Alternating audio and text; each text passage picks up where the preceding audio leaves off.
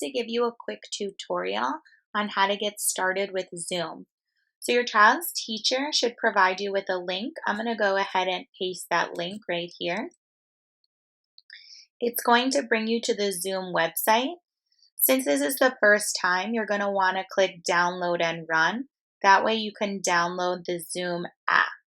Once you have that, you'll click open.zoom.us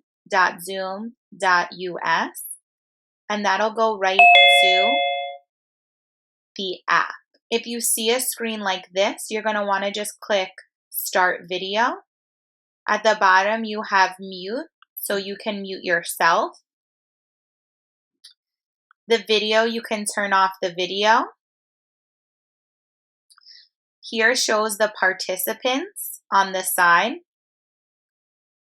This is for sharing your screen with others. Here is the chat. So you can talk to everyone in the chat, or you can just choose one person that you'd like to message privately.